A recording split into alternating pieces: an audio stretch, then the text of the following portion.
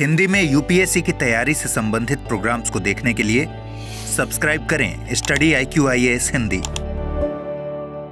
नमस्कार साथियों, मैं कुणाल आप सभी का study IQIAS Hindi YouTube channel पे स्वागत करता हूं। हमारी आज की इस डिस्कशन में हम लोग बात करने वाले हैं भारत जैन की।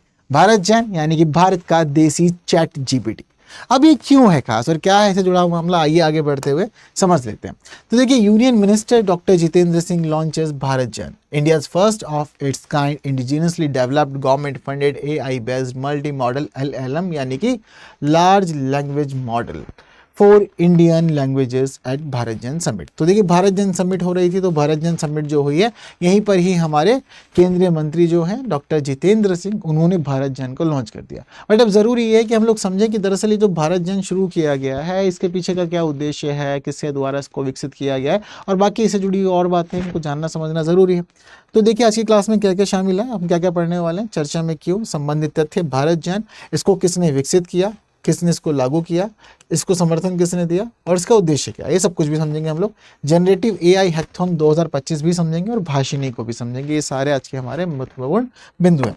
आइए सबसे पहले हम लोग समझते हैं कि भाई मामला चर्चा में क्यों आया। तो आप लोग को वैसे मैंने ब्रीफली बता ही दिया है। तो क्या हुआ है कि केंद्रीय विज्ञान एवं प्रौद्योगिकी राज्य मंत्री, जिनके पास स्वतंत्र प्रभार है, डॉक्टर जितेंद्र सिंह, इन्होंने भारत जैन का शुभारंभ किया। बट भारत जैन है क्या? तो देखिए, यहाँ लिखा हुआ है, यह भारतीय भाषाओं के लिए देश का पहला स्वदेशी रूप से विकसित सरकारी वित्त पोषित आर्टिफिशियल इंटेलिजेंस आधारित multi modal large language model है। अब देखिए, यहाँ पर एक बात तो हमें पता चल रही है कि ये देश का पहला, यानी कि देश में आज तक कभी भी ऐसा काम नहीं हुआ है ना। देश का पहला यानी कि भारत में पहला काम किया गया है, multi modal large language model आपने बनाया। इसके साथ ही स्वदेशी रूप से आपने विकसित करा, ठीक है, यानी कि आपने किसी बाहर की संस्था की मदद नहीं ली है, किसी दूसरे देश के द्वारा काम नहीं किया गया या किसी दूसरे देश की कंपनी ने आपको सहयोग नहीं किया। जो भी चीजें हुई है देश में हुई है, हमारे ही अपने लोगों के द्वारा, हमारी अपनी कंपनी द्वारा काम किया गया। पैसा कहाँ से खर्च हुआ? सरकार ने वित्त पोषित किया इसको बनाने में। बट ये क्या है? ये AI based multi model large language model है। अब देखिए, दरअसल भारत के अंदर ना एक खास बात है। खास बात क्या है कि भाई हमारे पास ना बहुत सारी भाषाएं। भारत जिस प्रकार से विविधताओं का भरा हुआ देश है, विविधताओं का देश है, ठीक उसी प्रकार से हम लोग ये भी देखते हैं कि भारत के अंदर विविधताओं के मामले में भाषा भी बहुत खास है और बहुत सारी भाषाएं भारत में पाई जाती है। अब जब भारत में बहुत सारी भाषाएं पाई जाती है तो ज़रूरी है कि हम लोग उसके अकॉर्डिंग अपना समावेशन करें और उनको साथ साथ लेके चलें। ऐसा नहीं है कि छोड़ देना, नहीं, सबको साथ लेके भी चलना ज़रूरी है। और जो व्यक्ति जिस भाषा से संबंधित है, ज़रूरी है कि उस व्यक्ति को उस भाषा के अंदर ही सारे समाधान मिल जाए। तो ये इससे ज़्यादा चीज़ क्या हो सकती है ना। तो इसलिए ज़रूरी है कि भाषा को इग्नोर ना किया जाए। जो व्यक्ति जिस भाषा से जुड़ा हो उसको उसी भाषा में सारे समाधान मिले। तो ऐसे ही कुछ उद्देश्य हैं हमारे इस multi modal large language model के भी। अब देखिए, यहाँ पर क्या क्या इससे संबंधित तथ्य है। तो देखिए, जो भारत जैन है, इसका शुभारंभ जो है वो कहाँ किया गया? भारत जैन शिखर सम्मेलन के अवसर पर इसका शुभारंभ किया गया है। और ये जो भारत जैन शिखर सम्मेलन है, ये देश का सबसे बड़ा generative AI large language model शिखर सम्मेलन एवं हैकाथॉन है। ठीक, अब बात करनी है भारत जैन के। सबसे पहले तो भारत जैन को किसने विकसित किया, कौन इसको लागू किया, किसने इसको समर्थन दिया और उसके पीछे का उद्देश्य क्या है शुरू करने के पीछे का। तो देखिए, इन सारी चीजों को पहले समझते हैं। तो देखिए, इसको विकसित किसने किया? तो देखिए, इसको विकसित करने के पीछे जो जिम्मेदार है वो है national mission on interdisciplinary cyber physical systems. तो इसको विकसित किया गया है इसके तहत, ठीक है।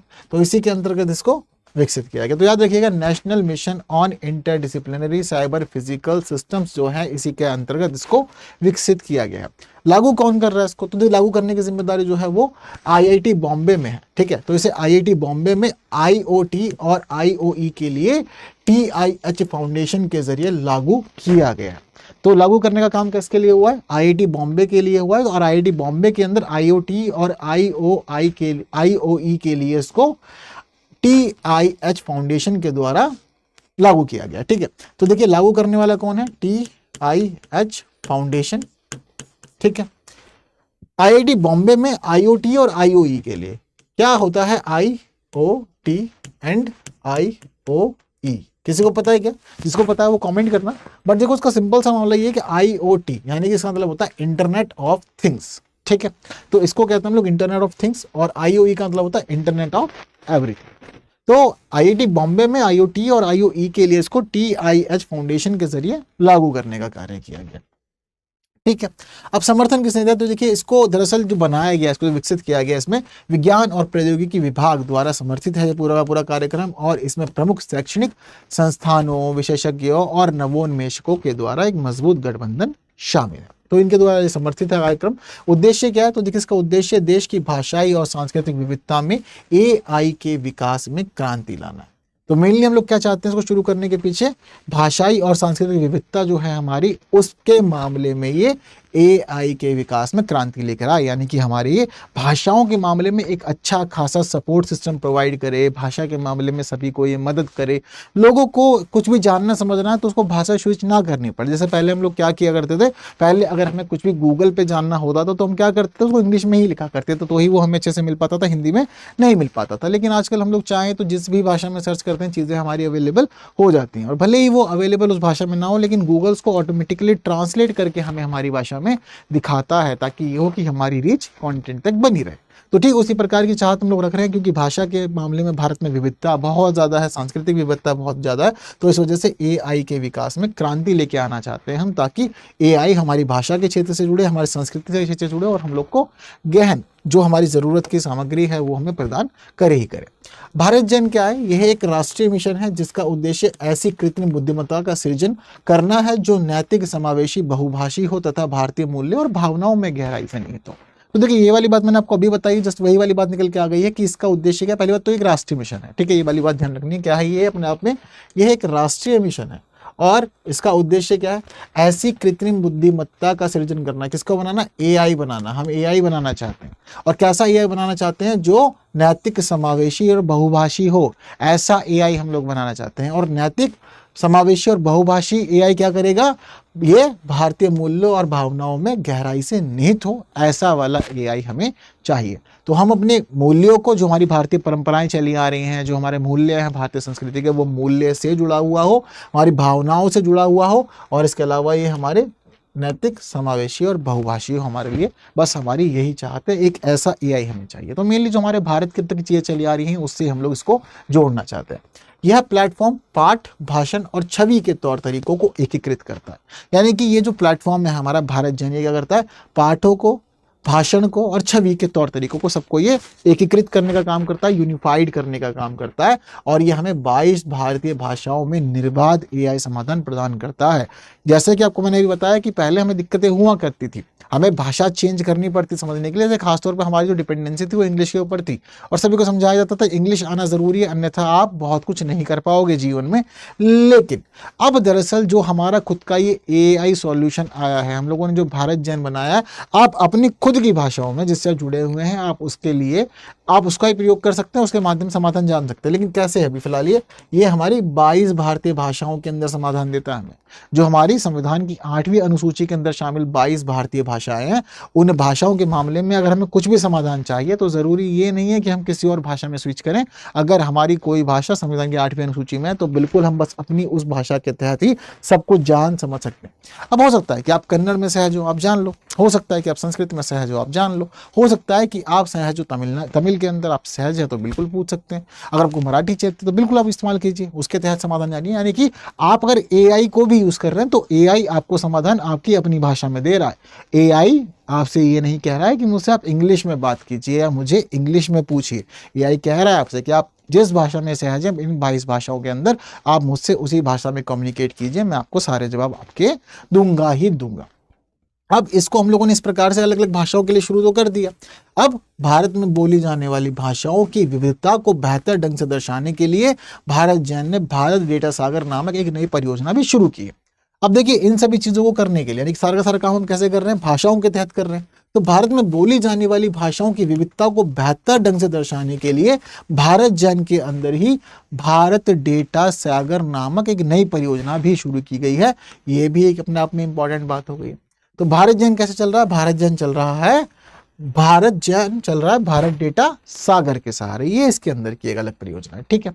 अब मान लीजिए कि हम लोग क्या कर रहे हैं, 22 भारतीय भाषाओं में शुरू कर ले रहे हैं। 22 भारतीय भाषाओं में शुरू हो गया है, हमें ये अलग अलग भाषाओं के तहत हमारे प्रश्नों का जवाब देगा। तो हम लोग प्रश्न क्या पूछते हैं? जनरली क्या होता है कि कोई किसान है तो वो क्या पूछता है कि मेरे को फसल बोनी चाहिए नहीं बोनी चाहिए, मौसम कैसा रहेगा, अगर मुझे ये फसल बोनी है तो कैसे कैसे काम करना है। एक स्टूडेंट जो होगा वो अपनी पढ़ाई से जुड़ी हुई चीज़ों को सर्च करेगा, ठीक है ना। तो मतलब क्या है कि जो जिस फील्ड का होगा वो उसके लिए जुड़ी हुई चीज़ सर्च करेगा। जैसे कि आजकल हम लोग चैट जीपीटी का यूज़ करते हैं, चैट जीपीटी पर हम लोग क्वेश्चन डालते हैं, चैट जीपीटी हमें आंसर दे देता है कि देखिए आपके क्वेश्चन का आंसर ये है। तो फिलहाल हमारा जो भारत जन को बनाने का उद्देश्य है वो भी यही है कि हम लोग अपने अलग अलग मामलों में सूचनाएं प्राप्त कर सकें। जैसे कि हमें अगर स्वास्थ्य क्षेत्र की कोई सूचना चाहिए तो हम लोग जान सकें, शिक्षा के क्षेत्र से कुछ जानना है तो जान सकें, कृषि और शासन के क्षेत्र से कुछ जानना है तो हम लोग जान सकें। तो ये जो पहल है ये पहल हमारी स्वास्थ्य सेवा, शिक्षा, कृषि और शासन जैसे महत्वपूर्ण क्षेत्रों को सशक्त बनाएगी, ये इसके ऊपर जिम्मेदारी है। और साथ साथ क्षेत्र विशिष्ट एआई समाधान प्रदान करेगी जो प्रत्येक भारतीय की जरूरतों को समझेंगे और उनकी सेवा करेंगे। ठीक है, तो भारत के मामले में ये सब चीजें इस तरह से भी खास होती चली जा रही हैं। भारत जन प्रधानमंत्री नरेंद्र मोदी के भारत के टेकेड के दृष्टिकोण के अनुरूप है, ना केवल नवाचार के लिए बल्कि समावेशन के लिए भी। तो प्रधानमंत्री सोच रहे हैं उसके अकॉर्डिंग चीज चल रही है, नवाचार के साथ साथ समावेशन पे भी यहाँ पर काम किया जा रहा है। तो अब अपनी भाषा जो भी आपके इन 22 भाषाओं में से है जिसमें आप कंफर्टेबल है उसके अकॉर्डिंग सभी चीजें आप जानेंगे, समझेंगे और आगे बढ़ेंगे। ठीक है, इसी के साथ ये भी जरूरी है कि हम लोग भाषिनी को भी समझें। ठीक है, भाषिनी भी इस मामले में थोड़ा सा महत्वपूर्ण है अपने आप में। ठीक है, थोड़ा सा इसके ऊपर भी नजर डालनी जरूरी है। तो देखिए भाषिनी क्यों खास है, जिस प्रकार से हम लोगों ने अब शुरू किया था अपनी लैंग्वेज के लिए पूरा का पूरा मामला, हम चाहते हैं कि अपनी ही भाषा में सबको समाधान मिल जाए। तो ठीक उसी प्रकार से भाषाओं का ही एक मामला भाषिनी से भी जुड़ा हुआ है। दरअसल भाषिनी अनुवाद के लिए केंद्र सरकार के द्वारा शुरू किया गया एक कार्यक्रम है। अब ये भी एआई पे ही बेस्ड है और एआई से जुड़ी हुई चीजें ही हमें दिखाता है। तो भाषिनी एक स्थानीय भाषा अनुवाद मिशन है। क्या है ये? स्थानीय भाषा अनुवाद मिशन, जिसका उद्देश्य उपलब्ध तकनीक का उपयोग करके विभिन्न भारतीय भाषाओं के बीच की बाधा को तोड़ना है। अब हम लोगों ने क्या किया कि अभी हम लोगों ने भारत जैन बनाया। भारत जैन हम लोगों ने क्यों बनाया कि ठीक है भाई, आपको जो जानना है आप अपने जुड़ी हुई किसी भाषा में जान सकते हो। शुरुआत में 22 भाषाओं के लिए अभी ये काम कर रहे हैं। लेकिन क्या होता है कि मान लो कभी आपको कुछ जानना है, तब तो आप सिस्टम से, कंप्यूटर से, एआई से कांटेक्ट कर सकते हैं, चीज़ों को जान सकते हैं। लेकिन मान लो को अगर आपको इंसान से इंसान के बीच में बातचीत करनी है, मान लीजिए कि भाई मुझे हिंदी आती है और आपको मराठी आती है, लेकिन हमें आपस में कम्युनिकेट करना है, तो अभी क्या होगा, या तो मुझे मराठी सीखनी पड़ेगी या फिर आपको हिंदी सीखनी पड़ेगी, तभी कम्युनिकेट हो सकता है, वरना कम्युनिकेट नहीं हो पाएगा ना। दिक्कत है ना ये वाली। तो अब ये दो भाषाओं के बीच की जो बाधा है, एक भाषा से दूसरी भाषा को सीखने वाला जो मामला है, इस बाधा को दूर करने के लिए भाषिनी शुरू किया हमारी सरकार ने। तो क्या है ये? हमारा भाषा अनुवाद मिशन है, जो हमारी भारतीय भाषाओं के बीच की बाधा को खत्म करने का काम करता है। इस सरकारी मंच का लक्ष्य आर्टिफिशियल इंटेलिजेंस और प्राकृतिक भाषा प्रसंस्करण संसाधनों को सार्वजनिक डोमेन में उपलब्ध कराना। तो क्या लक्ष्य है इसका? एआई और प्राकृतिक भाषा प्रसंस्करण को, संसाधनों को ये सार्वजनिक डोमेन में उपलब्ध करा देगी। यानी कि भाई सब लोग चीजें जानो, चाहे एआई को जोड़ो किसके साथ में, हमारी जो प्राकृतिक भाषा प्रसंस्करण संसाधन है उनसे जोड़ करके आपकी भाषाओं का आपको पूरा समाधान मिलेगा। और जो दो भाषाओं के बीच एक बड़ा अंतर होता है ना, उस अंतर को, उस खाई को पाटने में आपको यहाँ पर मदद मिलेगी। शुरुआत में इसको 22 भारतीय भाषाओं के लिए शुरू किया गया था। ठीक है, पहले तो कह रहे थे कि इसको केवल और केवल 10 भाषाओं के लिए शुरू करेंगे, लेकिन फिर बाद में सरकार ने अपना मन बदला और 10 भाषाओं की जगह इसको शुरू कर दिया फिर 22 भाषाओं के लिए। ये वाला काम भी यहाँ पर हुआ था। क्लियर है बात सारी? तो जब जब भाषाओं की बात आ रही है, भाषा के मामले में एआई की बात आ रही है, तो वहाँ पर आपको भारत जैन भी याद रखना, और भारत जैन के साथ साथ आपको याद रखना है यहाँ पर भाषिनी भी। ये दोनों ही इंपॉर्टेंट है। चलिए बढ़ते हैं आगे, और आगे बढ़ते हुए देख लेते हैं क्वेश्चन यहाँ का। तो देखिए अगला जो क्वेश्चन है यहाँ पर, मतलब जो हमारा क्वेश्चन इस वाले सेक्शन से, वो क्वेश्चन क्या कह रहा है? भारत जैन के संदर्भ में निम्नलिखित कथनों पर विचार कीजिए।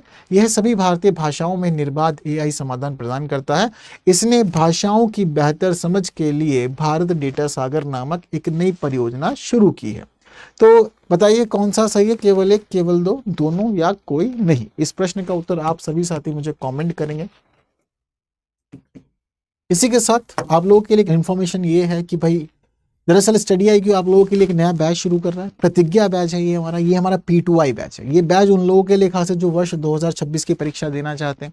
वर्ष 2026 की परीक्षा के लिए समय बहुत कम रह गया, इसी वजह से इस बैच को शुरू किया गया। इस बैच में आपका कोर्स भी कंप्लीट कराया जाएगा, साथ साथ आपको क्लासेस दी जाएंगी रेगुलर, आप लोग को हैंड रिटन नोट्स भी मिलेंगे, आपको प्रिंटेड नोट्स भी मिलेंगे, 1-to-1 मेंटरशिप की फैसिलिटी भी आप लोग को यहाँ मिलेगी। और आप में से कुछ लोगों के लिए PRP MRP यानी कि प्रीलिम्स रेजिडेंशियल प्रोग्राम और मेंस रेजिडेंशियल प्रोग्राम भी इसके अंदर शामिल है।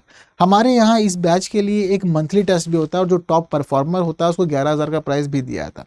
लेकिन फिलहाल आप लोग अपनी तैयारी को अच्छा करने के लिए ये बैच ले सकते हैं एक कोड यूज़ करके, और वो कोड है KL Live।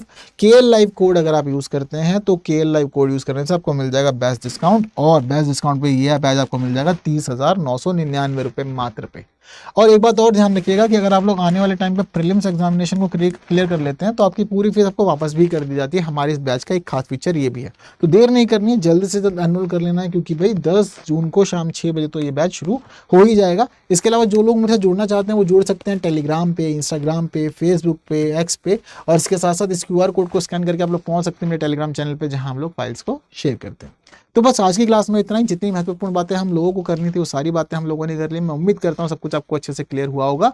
तो तब तक वीडियो को शेयर कीजिए बाकी लोगों के साथ, जिन्होंने लाइक नहीं किया लाइक भी कर दीजिएगा। बाकी की बातें होंगी आने वाली और क्लासेस में कुछ नए विषयों के साथ। तब तक के लिए दीजिए मुझे विदा। Thank you so much. जय हिंद।